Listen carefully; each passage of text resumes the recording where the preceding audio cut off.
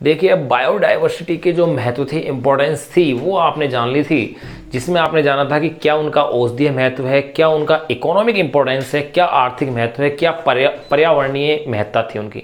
ये चीज़ें अपन ने जान ली थी। अब अपन इसमें जानेंगे बायोडाइवर्सिटी यानी जैव विविधता पर संकट।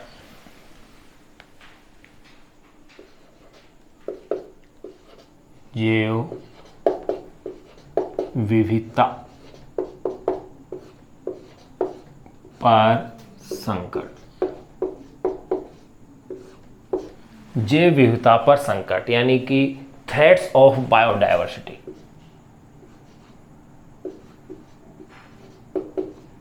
Threats of biodiversity.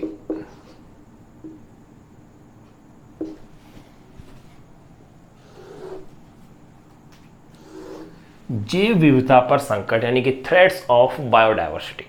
अब देखिएगा, बायोडाइवर्सिटी पर जो संकट है वो कौन कौन से कारक हैं, लेकिन उससे पहले अपन ये जान लें कि ऐसे कौन कौन से जो भारत के जीव जंतु हैं जो कि विलुप्त हो चुके हैं, अब नहीं है। पहले एक दो के उनके अपन नाम लिख लेते हैं, फिर उसके बाद जानेंगे कि ऐसे क्या कारण हैं जो कि बायोडाइवर्सिटी पर संकट बन रहे हैं, उन कारकों का अपन अध्ययन करेंगे। तो देखिएगा, अपन इसके अंदर देख लें कि भारत से, पहले इन पॉइंट्स को लिख लें। अब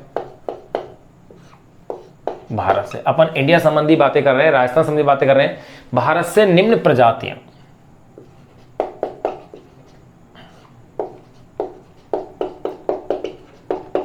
भारत से निम्न प्रजातियां पूर्णतः विलुप्त हो चुकी हैं। पूर्णतः विलुप्त हो चुकी हैं। अब देखिएगा कौन कौन सी वो प्रजातियां, भारत से निम्न प्रजातियां पूर्णतः विलुप्त हो चुकी हैं, ये ध्यान आपको रखना है। सबसे पहले अपन लिख रहे हैं पिंक हेडेड डक।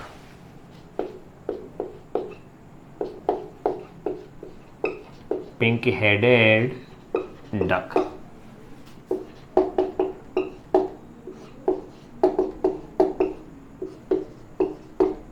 एक तो यह है पिंक हेडेड यानी कि पिंक सिर वाली जो बतख है वो यहां से पूर्णतः क्या हो चुकी है, विलुप्त हो चुकी है। पिंक हेडेड डक ये यहां से विलुप्त हो चुकी है। फिर दूसरी अपन बात करें हिमालयन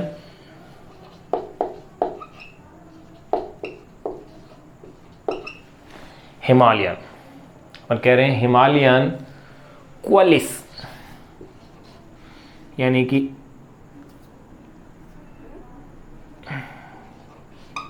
क्यों है हिमालयन क्वेलिस,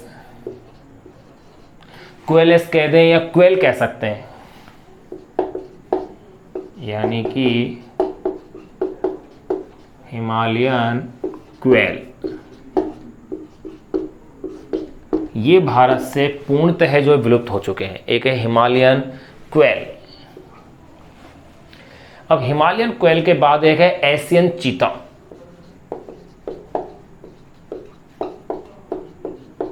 एशियन चीता यानी कि एशियाई चीता।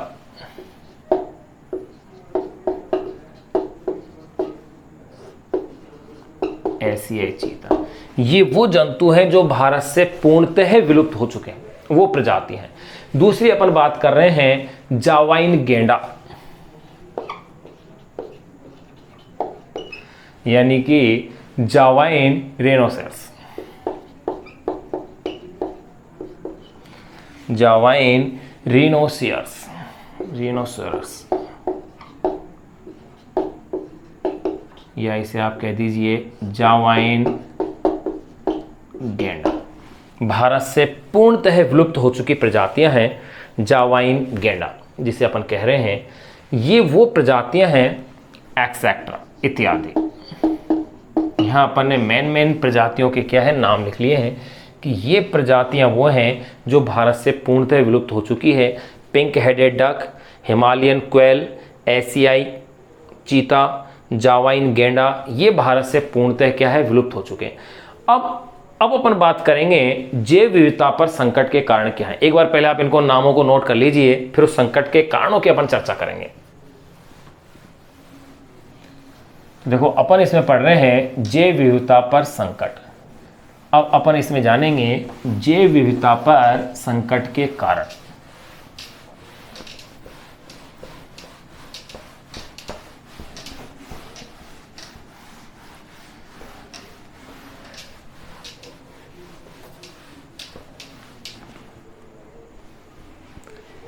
जैव विविधता पर संकट के कारण।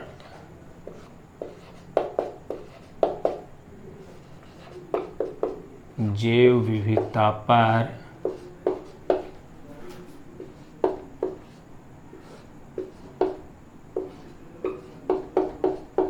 संकट के कारण। अब जैव विविधता पर संकट के क्या क्या कारण हैं, एक एक करके उनको जानते हैं। नंबर 1, पहला कारण अपन बात करेंगे प्राकृतिक आवासों का नष्ट हो जाना। सबसे प्रमुख कारण प्राकृतिक आवासों का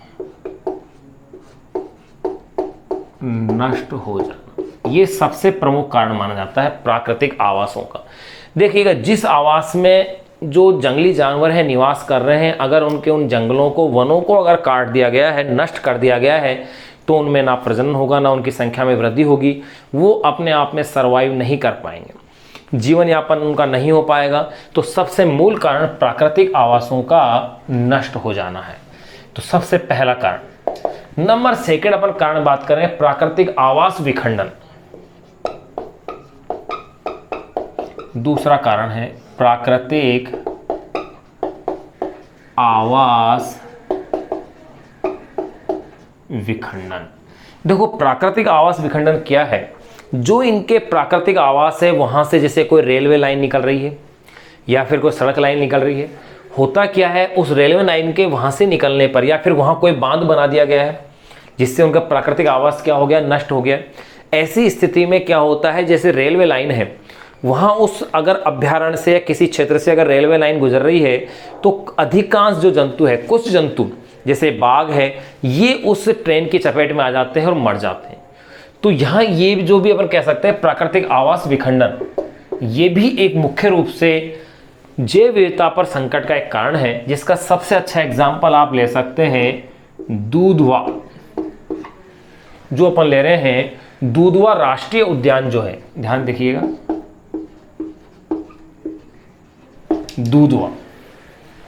दूधवा जो राष्ट्रीय उद्यान है से गुजरने वाली रेलवे लाइन, दूधवा राष्ट्रीय उद्यान से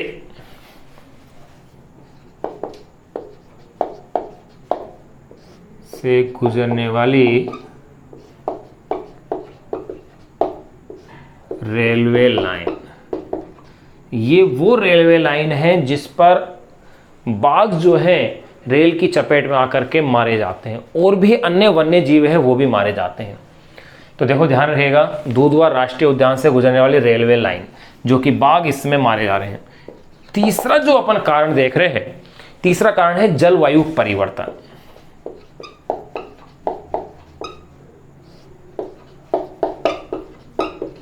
जलवायु परिवर्तन, ये जलवायु परिवर्तन भी इनके जैव विविधता पर संकट का एक कारण है।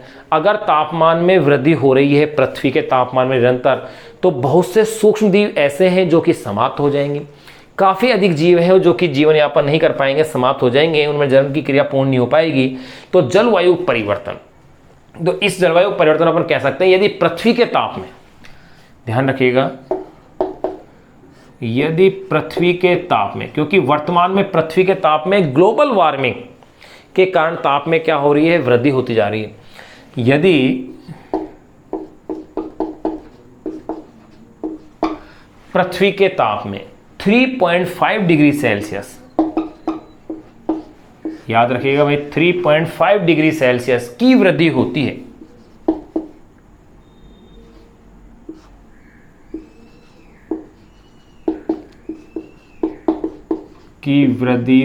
है, यदि पृथ्वी के ताप में 3.5 डिग्री सेल्सियस की वृद्धि होती है, तो विश्व की ये डाटा याद रखिएगा। तो विश्व की 70% यानी कि 70% प्रजातियों पर, तो विश्व की 70% प्रजातियों पर विलुप्तता का खतरा उत्पन्न हो जाएगा।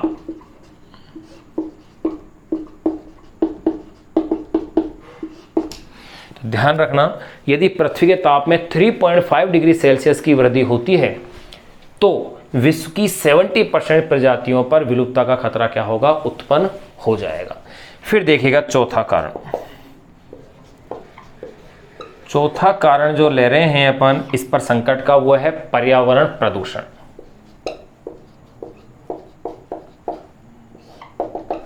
देखो पर्यावरण प्रदूषण का क्या इफेक्ट होता है, जैसे कि पर्यावरण प्रदूषण के कारण अम्लीय वर्षा होती है, रेन एसिड। जो अम्लीय वर्षा होती है उससे मृदा की उर्वरकता कम होती है तथा मृदा की उर्वरकता बढ़ाने वाले जो सूक्ष्म जीव है वो भी उससे क्या होते हैं, नष्ट हो जाते हैं। तो देखो एक तो इसमें कारण ले लेंगे आप अम्लीय वर्षा,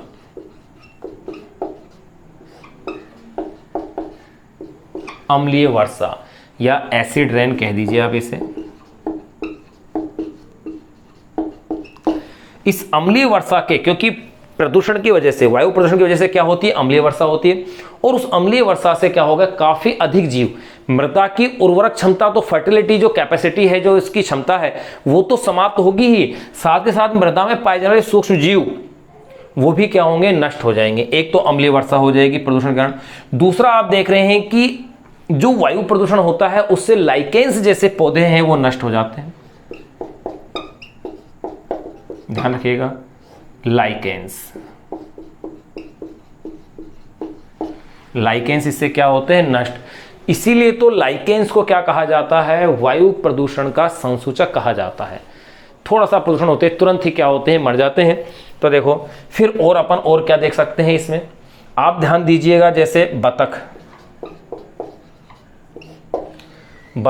हंस और सारस, बतख, हंस और सारस, बतख, हंस और सारस की मृत्यु का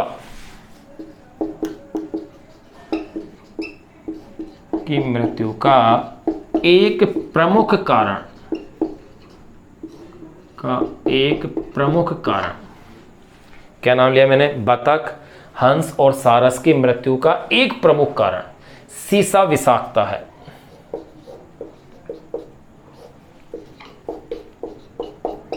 सीसा विषाक्तता है। ध्यान रहे डीडीटी भी जैव विविधता को सर्वाधिक प्रभावित करने वाला रसायन है। डाइक्लोरो डाइफनाइट ट्राइक्लोरोइथेन, डीडीटी, जिससे क्या होता है कि इन पक्षियों में विशेषकर प्रभाव पड़ता है। तो देखो पर्यावरण प्रदूषण में अम्लीय वर्षा होती है, उस अम्लीय वर्षा से आगे एक पॉइंट आप लिख लेना, मैंने सब एक्सप्लेन कर दिया है आपके लिए। अम्लीय वर्षा से क्या होता है, मृदा की उर्वरकता क्षमता कम होती है और मृदा में पाए जाने वाले जो उपयोगी सूक्ष्म जीव है वो भी क्या होते हैं, नष्ट होते हैं। लाइकेन्स जैसे पादप इससे क्या होते हैं, नष्ट हो जाते हैं, क्योंकि वायु प्रदूषण के क्या होते हैं, बहुत ही अच्छे संसूचक होते हैं। बतख, हंस और सारस की मृत्यु का एक प्रमुख कारण क्या है, सीसा विषाक्तता है। यानी कि शीशे की जो प्रदूषण आ जाता है, वो कांच का जो प्रदूषण है वो भी एक तरह से क्या है, इन जैव विविधता को प्रभावित करने वाला कारक है। तो देखो आपने क्या देखा, जैव विविधता पर संकट के कारण, पहला देखा आपने प्राकृतिक आवासों का नष्ट हो जाना, सबसे प्रमुख कारण तो यही है। जो उनके प्राकृतिक आवास नष्ट हो गए हैं, जिनमें वो रहते थे, तो निश्चित रूप से उनकी संख्या में क्या होगी, तेजी से कमी हो जाएगी, वो नष्ट हो जाएंगे। दूसरा है प्राकृतिक आवास विखंडन, प्राकृतिक आवास के बीच में से रेलवे लाइन निकल रही है, सड़कें निकल रही है, तो वहाँ जो जंतु हैं, जो उस प्राकृतिक आवास के जंतु वो आकर के मर जाते हैं। जिसका एग्जाम्पल मैंने बताया आपको, दुधवा राष्ट्रीय उद्यान से गुजरने वाली रेलवे लाइन। जलवायु परिवर्तन, यदि पृथ्वी के तापमान में 3.5 डिग्री सेल्सियस की वृद्धि होती है तो विश्व की 70% प्रजातियों पर विलुप्तता का खतरा क्या होगा, उत्पन्न हो जाएगा। पर्यावरण प्रदूषण में 3 मैंने बताया, एक तो अम्लीय वर्षा होगी, अम्लीय वर्षा से बहुत सारी प्रजातियां क्या होती हैं, नष्ट होती हैं। लाइकेंस जैसे पादप हैं वो समाप्त हो जाते हैं। लाइकेंस आप जान चुके हो, पढ़ चुके हो कि एल्गी और फंजाई का सहजीवन का एग्जाम्पल था, जिसमें कि एल्गी भोजन प्रदान करती है फोटोसिंथेसिस द्वारा फंजाई को, और फंजाई जल और लवण किसको प्रदान करती है, एल्गी को, और उसको स्थान भी देती है, दोनों एक साथ रहते हैं। बतख, हंस और सारस की मृत्यु का एक प्रमुख कारण क्या है, सीसा विषाक्तता है। तो देखिए आपने 4 कारण अपने जान लिए हैं, इसके एक बार आप इसे नोट कीजिएगा, फिर आगे के कारण और अपन जानते हैं।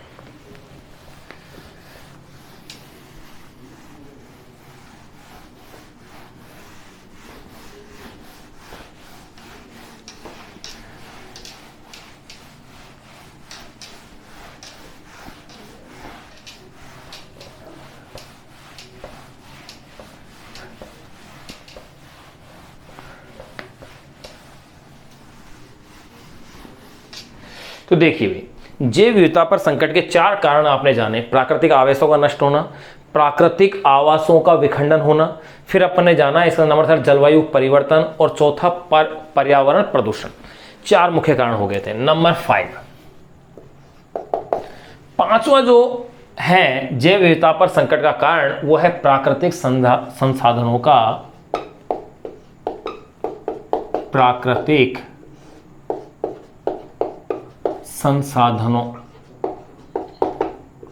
प्राकृतिक संसाधनों का अनियंत्रित विदोहन, संसाधनों का अनियंत्रित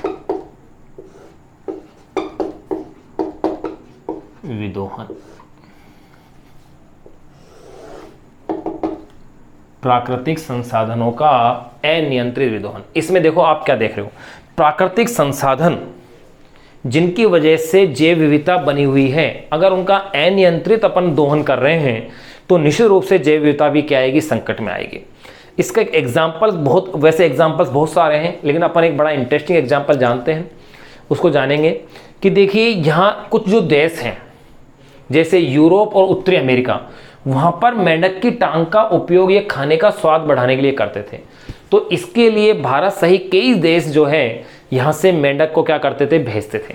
मेंढक वहाँ जाते थे, रिजल्टेंट उसका परिणाम ये हुआ कि खाद्य श्रृंखला प्रभावित हुई यहाँ की, क्योंकि मेंढक जिन कीड़े मकोड़ों को खाते थे वो कीड़े मकोड़े क्या हो गए, संख्या में वृद्धि कर गए। तो यहाँ एक तरह की समस्या हो गई। एक एग्जाम्पल और आप ले सकते हैं इसके अंदर, जैसे कि अंडमान निकोबार जो द्वीप समूह थे वहाँ पर हिरणों को छोड़ा गया, लेकिन उनका भक्षण करने के लिए कोई दूसरा जंतु था नहीं, तो उनकी संख्या में बहुत अधिक वृद्धि हो गई।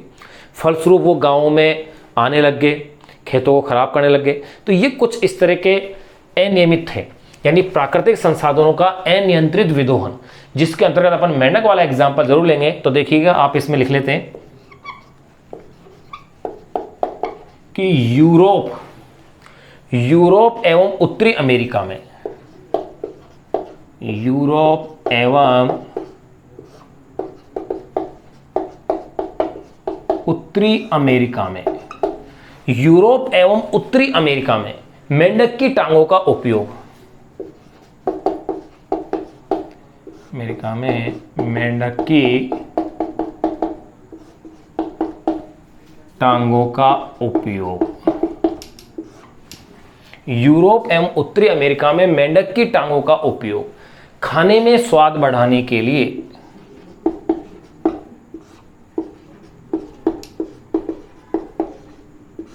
खाने में स्वाद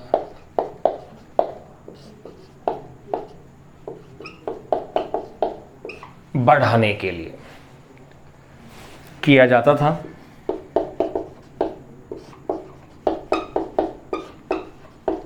खाने में स्वाद बढ़ाने के लिए किया जाता था। इसके लिए भारत सहित खाने में स्वाद बढ़ाने के लिए, इसके लिए भारत सहित कई देशों से मेंढक क्या किए जाते थे, वहां भेजे जाते थे। तो आप कह सकते हैं इसके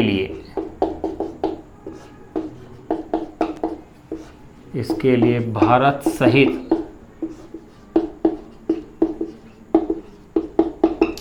कई देशों से, इसके लिए भारत सहित कई देशों से, कई ऐसे देशों कर देते हैं, इसके लिए भारत सहित कई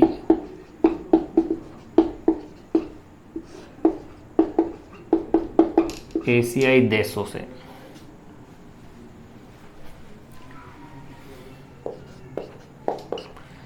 इसके लिए भारत सहित कई एशियाई देशों से, एशियाई देशों से मेंढक निर्यात किए जाते थे। इन देशों से मेंढक निर्यात करते थे। अब इसमें देखो, इसका कुछ डाटा है कि 1983 में लगभग 3650 टन, मैट्रिक टन मेंढक निर्यात किए गए भारत से। तो आप कह सकते हैं सन 1983 ईस्वी में भारत ने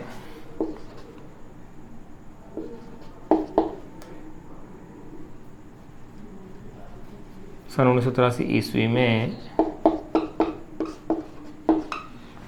भारत ने 3650 मैट्रिक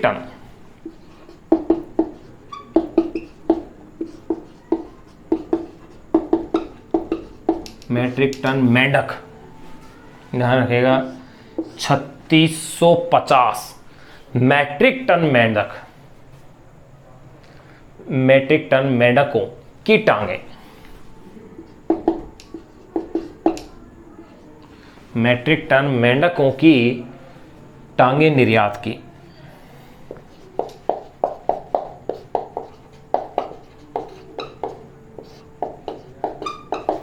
टांगे क्या की? निर्यात की। अब इससे हुआ क्या कि मेंढक टांगे निर्यात करने से जिन कीड़े मकोड़ों को ये मेंढक खाते थे उनकी संख्या में बहुत तेजी से क्या हो गई? वृद्धि हो गई। तो फलस्वरूप भारत को इस निर्यात को प्रतिबंधित करना पड़ा 1987 में। तो देखिएगा यहाँ इसका रिजल्ट अपन डायरेक्ट लिख देते हैं, क्योंकि इसकी वजह से क्या हुआ कि फिर भारत को इसको निर्यात को बंद करना पड़ा ताकि कीड़े मकोड़ों की संख्या में वृद्धि नहीं हो। तो देखिए, ध्यान रखिएगा, 1 अप्रैल 1987 से 1 अप्रैल 1987 ईस्वी से 1 अप्रैल 1987 ईस्वी से भारत सरकार को मेंढकों के व्यवसाय पर प्रतिबंध लगाना पड़ा। ईस्वी से भारत सरकार को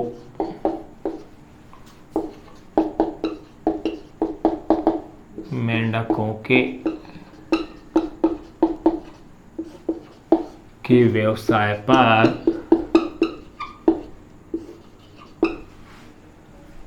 प्रतिबंध लगाना पड़ा। कारण आप समझ गए होंगे क्यों लगाना पड़ा, क्योंकि मेंढक अधिकांश से निर्यात कर दिए गए हैं। तो यहाँ पर जिन कीड़े मकोड़ों को मेंढक खाते थे उनकी संख्या में क्या हो गई? वृद्धि हो गई, यानी कि खाद्य श्रृंखला डिस्टर्ब हो गई। तो देखिएगा, प्राकृतिक संसाधनों का अनियंत्रित विदोहन, जिसका एग्जाम्पल अपने सबसे इंटरेस्टिंग एग्जाम्पल लिया। वैसे एग्जाम्पल बहुत सारे बनते हैं। यूरोप एवं उत्तरी अमेरिका में मेंढक की टांगों का उपयोग खाने में स्वाद बढ़ाने के लिए किया जाता था। इसके लिए भारत सहित कई एशियाई देशों से मेंढक निर्यात किए जाते थे। सन 1983 ईस्वी में भारत ने 3650 मैट्रिक टन मेंढकों की टांगे निर्यात की, और जिससे क्या हुआ?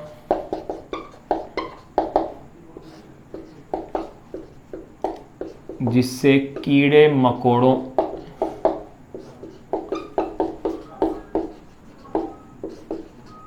की संख्या में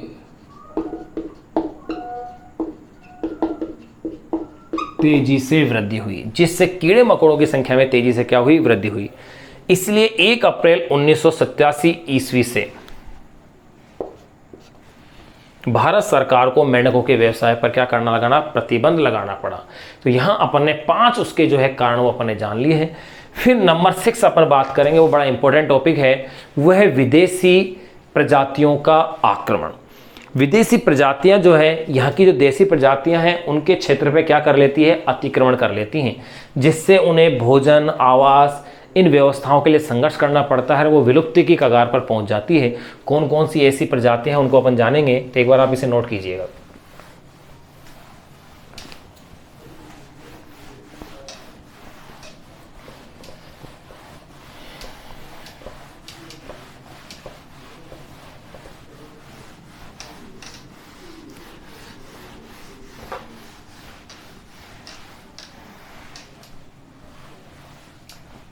देखिए 5वें के बाद नंबर 6,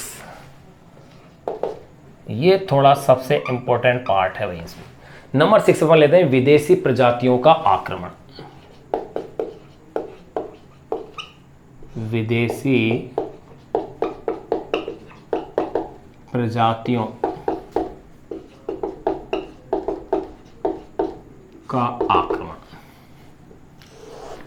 देखिएगा भाई, विदेशी प्रजातियों का जो आक्रमण है इसके अंतर्गत अपन कुछ एग्जांपल्स देखते हैं। देखो नंबर फर्स्ट, पहला एग्जांपल्स अपन जो देख रहे हैं वो है विक्टोरिया झील का एग्जांपल देख रहे हैं।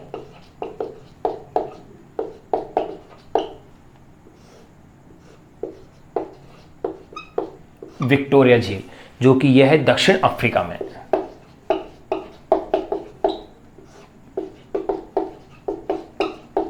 दक्षिण अफ्रीका।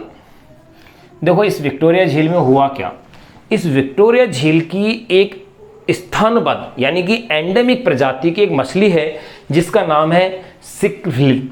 जो मछली है सिक्लिड है इस मछली का नाम, लेकिन ये मछली वहाँ आसानी से है, लेकिन जब उसमें नाइल पर्च नाम की जो विदेशी मछली जब इसके अंदर डाल दी तो एक भक्षक मछली थी, वो मछली ने क्या किया, इनका भक्षण शुरू कर दिया। फलस्वरूप इनकी संख्या तेजी से कम हो गई और इन्हीं का अस्तित्व आ गया उन पर, विदेशियों का। तो अपन कह सकते हैं विक्टोरिया झील दक्षिण अफ्रीका। तो देखो इसमें कह सकते हैं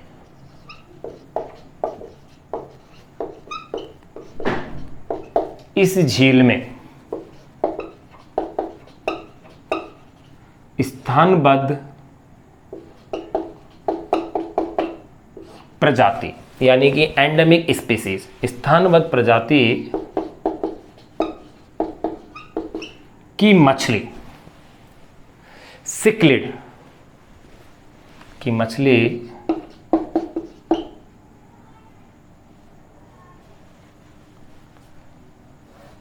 ये लिख देते हैं इसमें, इस झील में स्थानबद्ध यानी कि एंडेमिक, इस झील में स्थानबद्ध सिक्लिड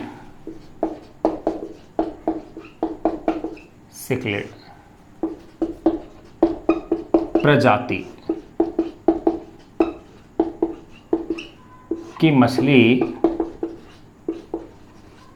होती थी इस झील में। कौन सी झील में, विक्टोरिया में। इस झील में स्थानबद्ध सिक्लिड प्रजाति की, ध्यान रखिएगा नाम, सिक्लिड प्रजाति की मछली होती थी जिसमें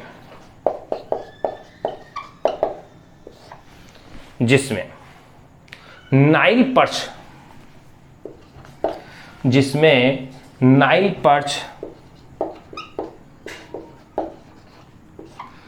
नाइल पर्च विदेशी भक्षण मछली, जिसमें नाइल पर्च विदेशी भक्षण मछली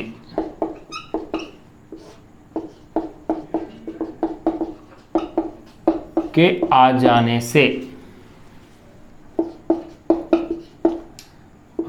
से सिक्लिड का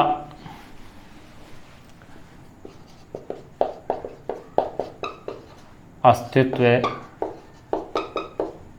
समाप्त हो गया। ये लीजिए, इस झील में स्थानबद्ध सिक्लिड प्रजाति की मछली होती थी जिसमें नाइल पर्च, ध्यान रखिएगा भाई,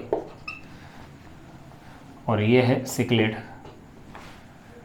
विदेशी भक्षण मछली के आ जाने से सिक्लिड का क्या हो गया, अस्तित्व समाप्त हो गया उस झील में। ये विदेशी आक्रमण हो गया, यानी कि एक तरह से यूं कह सकते हैं कि बायोडाइवर्सिटी उस झील की, विक्टोरिया झील की बायोडाइवर्सिटी क्या हो गई, प्रभावित हो गई, संकट में आ गई। दूसरा एग्जाम्पल्स अपन और देखें, काफी सारे एग्जाम्पल, जैसे लेंथा,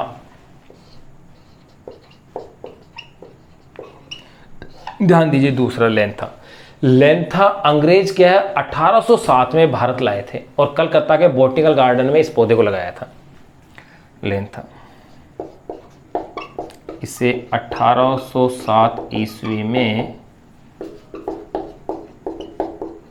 अंग्रेज भारत लाए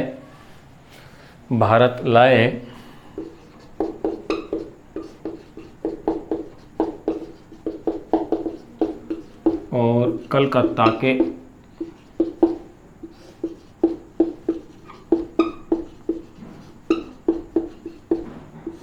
बॉटनिकल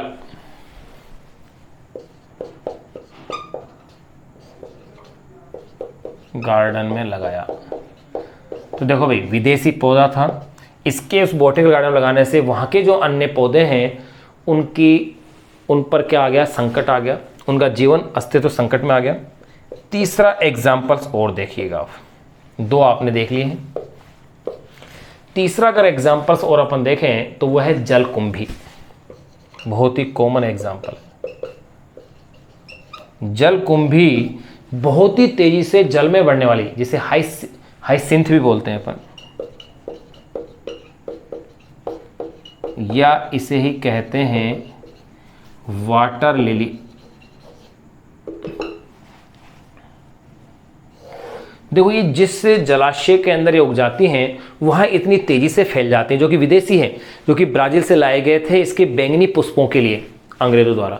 ये जब जहाँ जिस जलाशय के अंदर ये फैल जाती है तो अन्य दूसरे पौधे उसके अंदर वृद्धि नहीं कर सकते, क्योंकि अधिकांश भाग को ये क्या करती है, कवर कर लेती हैं, तेजी से फैल जाती है। तो उसमें जलाशय के अंदर नीचे उगने वाले पौधे हैं उनके लिए ऑक्सीजन की कमी हो जाती है, उनको सूर्य का प्रकाश पर्याप्त मिल नहीं पाता है, तो वृद्धि नहीं कर पाते। देखो, जलकुंभी, हाइसिंथ, या इसे बोलते हैं अपन वाटर लिली, ये ब्राज़ील से भारत लाई गई थी।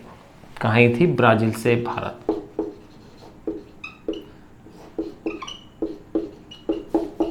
ब्राज़ील से भारत लाया गया पौधा है जो कि बहुत ही तेजी से वृद्धि करता है और स्थानीय पौधों की वृद्धि को क्या करता है, अवरुद्ध कर देता है। जलकुंभी। अब नेक्स्ट अपन एग्जांपल देखें, गाजर घास। बिल्कुल, गाजर घास, या इसे कहते हैं पार्थेनियम।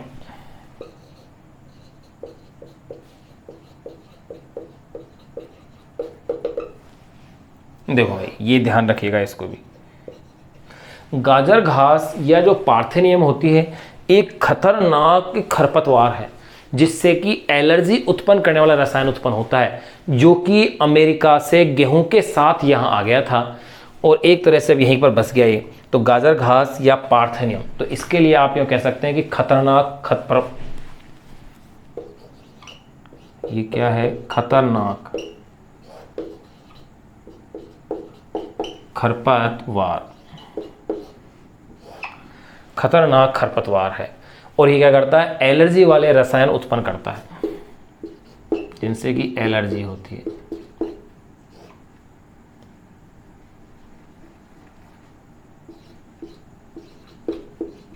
एलर्जी वाले रसायन उत्पन्न करता है।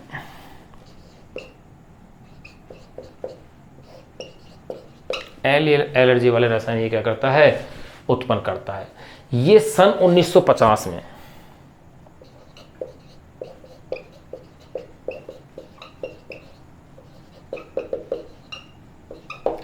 सन 1950 में अमेरिका से आयात किए गए गेहूं के साथ आ गया था। 1950 में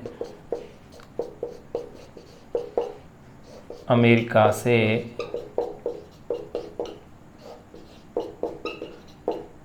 आयात किए गए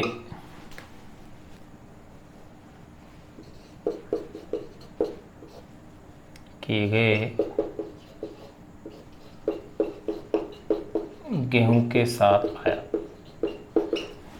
तो देखिए, गाजर घास यानी कि पार्थेनियम खतरनाक खरपतवार है, एलर्जी वाले रसायन उत्पन्न करता है। ये सन 1950 ईस्वी में अमेरिका से आयात किए गए गेहूं के साथ भारत आ गया था। तो देखो, यहाँ अपन ने जो है 6 इसके जो है कारण अपन ने जान लिए हैं, बाकी के और कारणों को भी अपन जानेंगे। एक बार आप इसका स्क्रीनशॉट ले लें या एज इट ऐसे कैसे एक बार इसे नोट कर लें। तो देखिए, छठा कारण विदेशी प्रजातियों का आक्रमण, जिसमें नंबर 1 एग्जाम्पल विक्टोरिया झील का लिया, जो कि दक्षिण अफ्रीका में है। इस झील में स्थानबद्ध सिक्लिड प्रजाति की मछली होती थी, जिसमें नाइल पर्च विदेशी भक्षण मछली के आ जाने से सिक्लिड का अस्तित्व क्या हो गया, समाप्ति हो गया। लेंथा, इसे 1807 में अंग्रेज भारत लाए और कलकत्ता के बॉटनिकल गार्डन में लगाया। अब ये बहुत तेजी से फैल गया यहाँ पर। जलकुंभी, जो कि ये मान लो जलाशय को समाप्त कर देती है पूरी तरह से, अपन वाटर लिली भी कहते हैं। ब्राज़ील से इसे भारत लाया गया था इसके बैंगनी पुष्पों की वजह से। गाजर घास, जो कि खतरनाक खरपतवार है, एलर्जी वाले रसायन उत्पन्न करता है। यह सन 1950 ईस्वी में अमेरिका से आयात किए गए गेहूं के साथ आ गया था। यानी कि ये वो एग्जाम्पल्स हैं जो पादप वाले हैं, यह है जंतु वाला एग्जाम्पल है। जंतु वाला एक एग्जाम्पल और अपन देख लें, विदेशी, एक बार आप इसे नोट करें, विदेशी प्रजातियों का आक्रमण में अपने देख लिए हैं 6, sorry number 4, third, fourth, number 5th और देखते हैं इसके अंदर, 5th एग्जाम्पल्स और देख लेते हैं।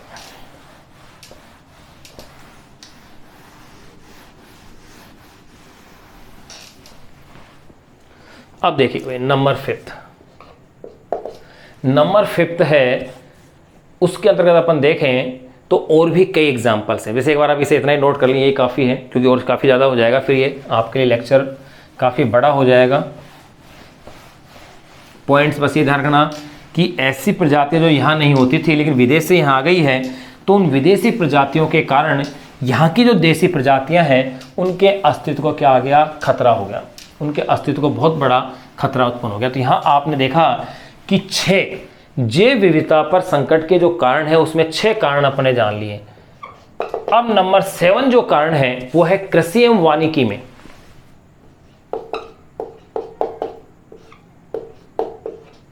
कृषि एवं वानिकी, कृषि एवं वानिकी में व्यावसायिक प्रवृत्ति।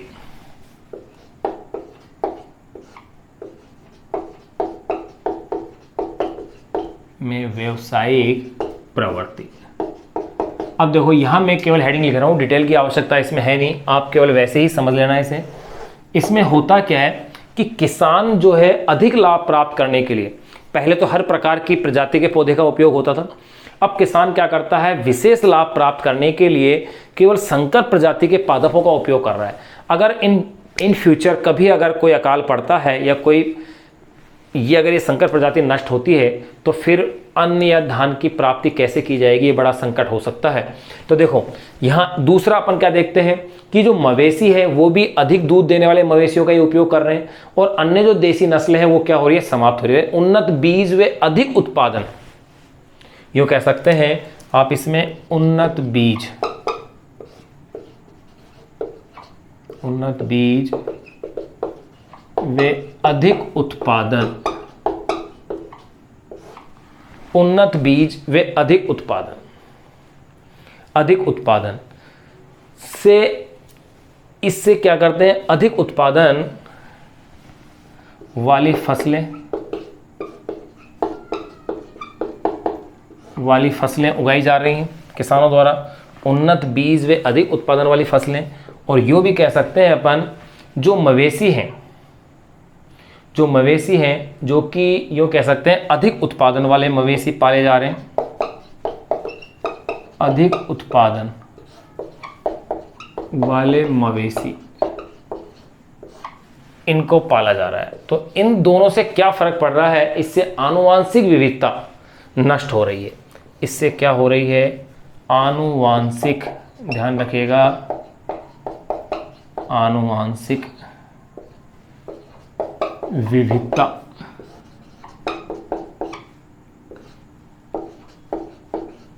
नष्ट हो रही है। भाई उन्नत बीज, अधिक उत्पादन वाली फसलें, अधिक उत्पादन वाले मवेशी पाले जा रहे हैं, इनके वजह से क्या हो रहा है कि जो संकर प्रजाति के हैं उनका उपयोग किया जा रहा है, देसी प्रजातियां उपेक्षित हो रही है, फलस्वरूप वो कम होते जा रहे हैं, और इसके रिजल्ट हैं आनुवांशिक विविधता क्या हो रही है, नष्ट हो रही है। ये अपन ने देख लिया। एक 7वां और एक महत्वपूर्ण कारण और अपन जान लेंगे, वो है अंधविश्वास और अज्ञानता। एक बार आप इसे नोट कीजिएगा ऐसे कैसे। 8वां एक कारण और अपन जानेंगे इसमें,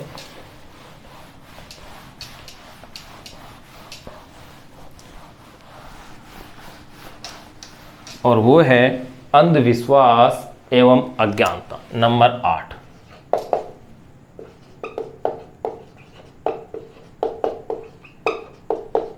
अंधविश्वास एवं अज्ञानता। देखो अंधविश्वास एवं अज्ञानता का क्या कारण है, आपने देखा होगा जैसे गागरोनी तोता होता है, उसको ये माना जाता है कि वो मनुष्य की बोली बोल देता है, तो इसलिए इसको मार दिया जाता है। दूसरा अपन देखते हैं गोडावन, जो कि राजस्थान का राज्य पक्षी है, उस गोडावण को यौनवर्धक मानने की वजह से उसको भी मार दिया जाता है। इसी तरह से गोयरा, जिसे मॉनिटर लिजार्ड अपन कहते हैं, ये मानते हैं कि इसकी श्वास जहरीली होती है, इसीलिए लोग तुरंत इस अंधविश्वास से उसे मार देते हैं। तो ये विलुप्ति के कगार पर पहुंचने वाले जंतु आगे हैं। तो देखो, अंधविश्वास एवं अज्ञानता में सबसे पहला अपन जो एग्जाम्पल ले रहे हैं नंबर फर्स्ट, वो है गागरोनी तोते। गागरोनी तोते, गागरोनी तोते हैं, मनुष्य की बोली बोलने के कारण इनका मैक्सिमम क्या है, मार दिया जाता है। गागरोनी तोते कहाँ पाए जाते हैं? गागरोन, दुर्ग, झालावाड़, वहाँ उस क्षेत्र में ये पाए जाते हैं गागरोनी तोते, जिसे कि अपन कहते हैं सिटाकुला।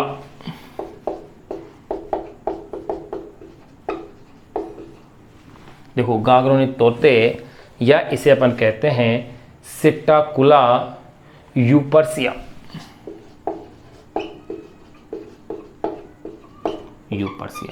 इसको किस अंधविश्वास की वजह से माना जाता है? इसको मारा जाता है मनुष्य की बोली बोलने के कारण। मनुष्य की बोली बोलने के कारण ये इसका अवगुण हो गया कि मनुष्य की बोली ये कैसे बोल पाता है। फिर सेकंड अपन देख रहे हैं इसके अंदर, वो है गोयरा।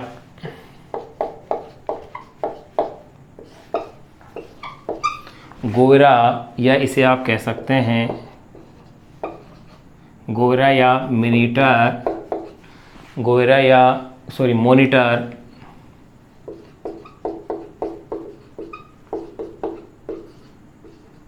Monitor lizard.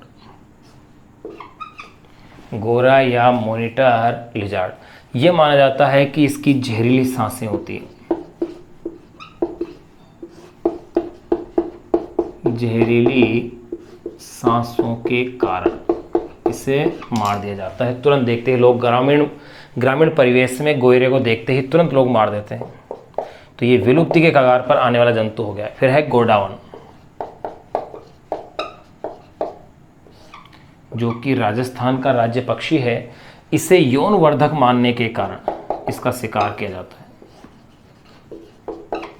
तो देखिए, ये आपने जैव विविधता पर संकट के क्या क्या कारण हैं वो आपने जान लिए हैं।